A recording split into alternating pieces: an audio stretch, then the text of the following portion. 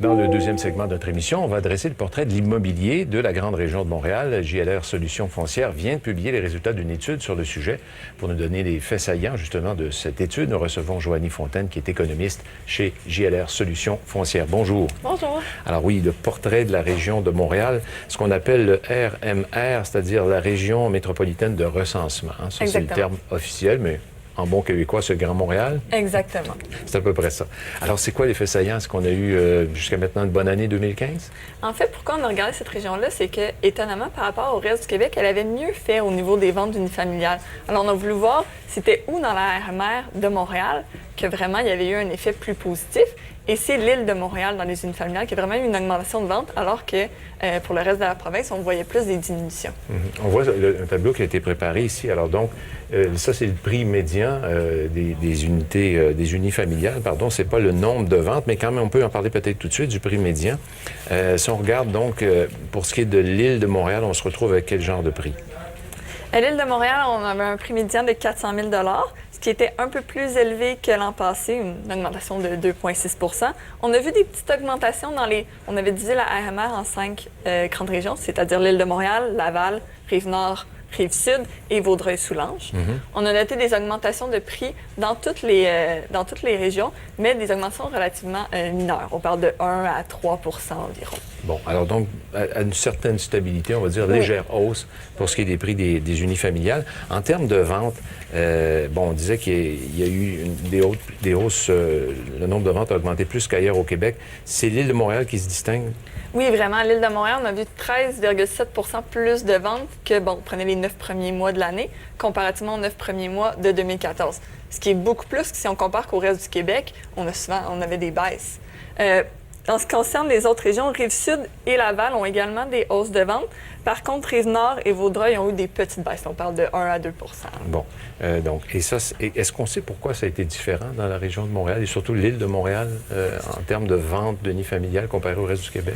C'est toujours difficile et là, on reste dans l'hypothétique, bien entendu. Là, on a les statistiques, mais là, les expliquer, il peut y avoir beaucoup de... Il y a toujours de l'hypothétique, mais on peut penser que les gens ont peut-être voulu se tourner un peu plus vers l'unifamiliale, peut-être une certaine crainte par rapport à la copropriété. Donc, on sent que l'unifamiliale a peut-être repris un peu de vigueur. Alors que dans la copropriété, les gens ont peur parce qu'il y a quand même beaucoup d'offres. Donc, on peur que leur propriété perde de la valeur.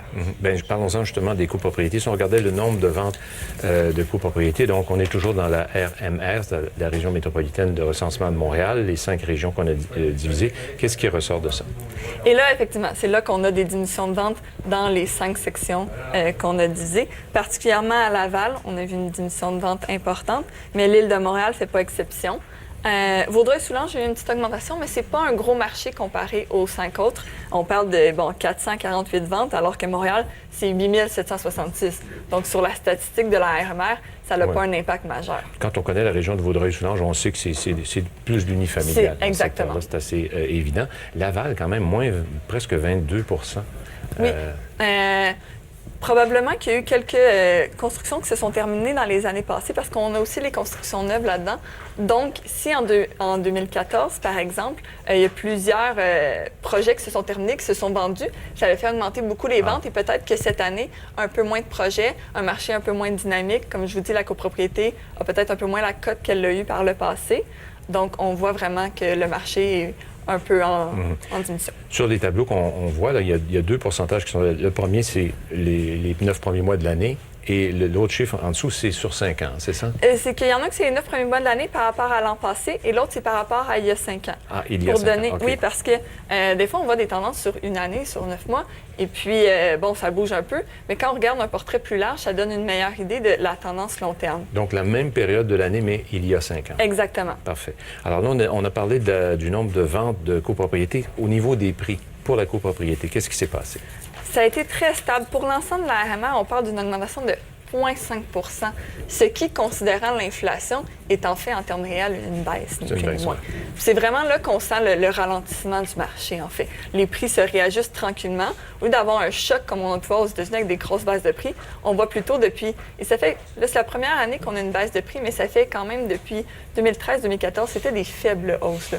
Souvent sous l'inflation, près de l'inflation. Donc, on sent vraiment la tendance qui est plus... Donc, un marché qui se stabilise, donc c'est rassurant quand même, parce qu'on craignait à un moment donné là, qu'il y ait une bulle, on en parlait souvent, et puis il y avait beaucoup de copropriétés invendues. Bon, Exactement. tout ça a peut-être joué sur les prix, ça, justement, l'offre qui est plus forte que la demande. Oui, exactement. En fait, ce qui arrive, c'est que le marché se rééquilibre. Donc, comme il y a beaucoup d'offres, les vendeurs doivent ajuster un peu leur prix et tranquillement, le marché va se contracter un peu parce qu'il y a moins de construction. Donc, ça va permettre de vendre les invendus. Alors, donc, une étude très utile, hein, parce que quand on dit que ça fait le portrait de la situation dans l'immobilier dans la région métropolitaine de recensement de Montréal, la RMR, bien, ça nous donne un portrait très juste de la situation.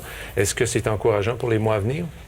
On s'attend à peu près les mêmes tendances. Donc, une Falmal va un peu mieux, copropriété devrait continuer de se réajuster. Les hausses de prix pour les prochains mois, prochaines années, ça va demeurer assez faible. Les meilleures années, c'était les années...